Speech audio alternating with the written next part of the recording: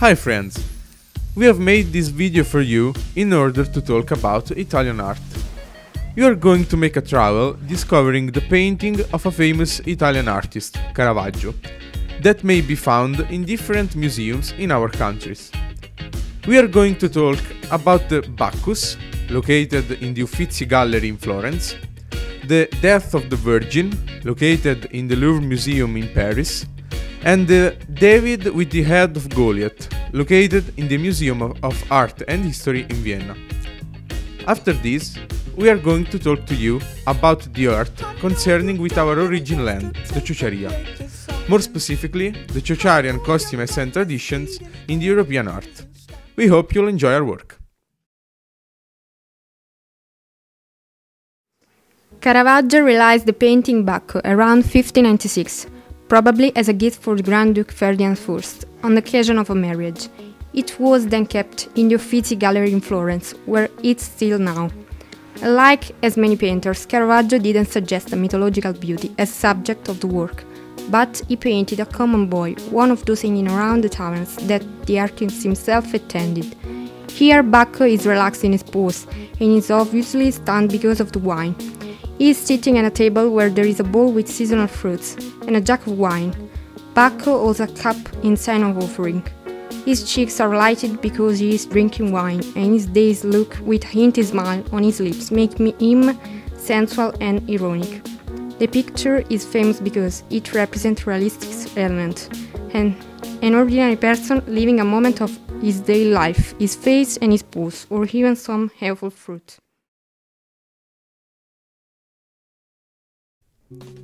At Louvre Museum there's the Death of the Virgin, realized between 1605 and 1606.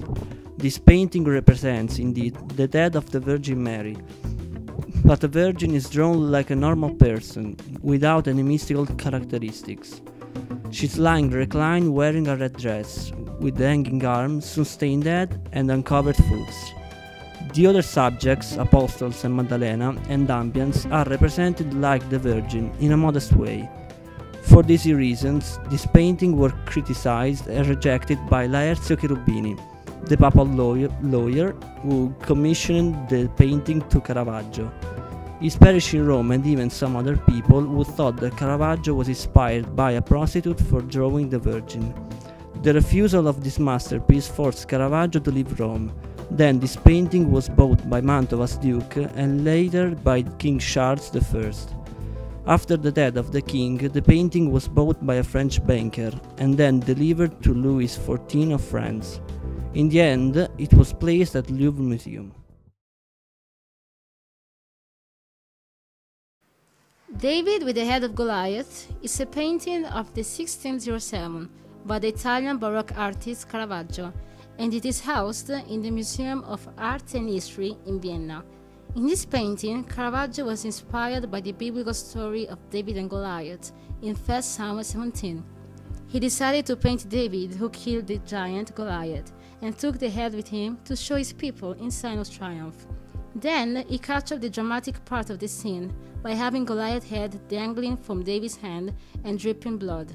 In the biblical story, David killed Goliath with a sling and a stone, and since he had no sword in his hands, he reached out to Goliath's sword, and with it he cut off his head. So yet David has in his hand the sword, on which there is an abbreviated description, HASOS, that has been interpreted as an abbreviation of the Latin phrase Humilitas uccidit superbiam, which means humility kills pride. So metaphorically, David represents humility, while Goliath pride. We have just talked on Ciociaria, our origin land, in past videos and presentations. Then you have been there, and so you know about it and about its people. You know it is a land rich of culture of every form and art. During the 18th century, with the rise of Romanticism, the Ciociaria became a place of interest for Romantic artists, because of its heritage of monumental ruins and historical sites. This has led many European artists to depict scenes of rural life, landscapes, and of course, of Ciociaria's people. In this period, thanks to the painter's portraits of the Ciociaria's women, it rose the concept of Ciociara, a great active and beautiful woman and this thought remained as a stereotype confirmed to the whole world with the world-famous Vittorio De Sica's film La Ciociara. Now, we are going to see some examples of European artists who were inspired by our land.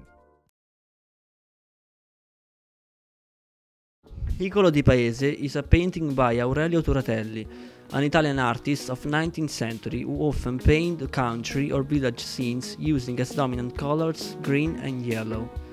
In this painting, Turatelli depicts a narrow passage of a village in Ciociaria. In fact, on the background, we can see two working women. They are the well-known ciociare, going into their little houses. By this painting, we can see where people lived, and even now live, in that area, characterized by villages built on a hill and then full of narrow streets. The painting I'm about to talk of is by Rudolf Jordan, and the title is In the Tavern. The scene obviously takes place in a tavern where there are women, children, and men. They are talking, laughing, having a good time. You can see that the place is familiar. It's a place of reunion for friends and for family members. So I represent Ciociaria people in communion, having fun. Ciociaria Rest is a painting by François Lafon-Young. In this painting, there is a girl sleeping on the ground. The girl represents Ciociaria. She is sleeping on the floor as if she is poor, but she has on clothing of delicate materials. This shows that even though Ciociaria might not be so popular and rich compared to other communities, the people that live in it are happy and wealthy in their own way. We are at the end of our travel between national and local art. We hope you enjoyed the video and learned something more about our culture. We are the students of the Liceo Martino Filetico. Thanks for watching.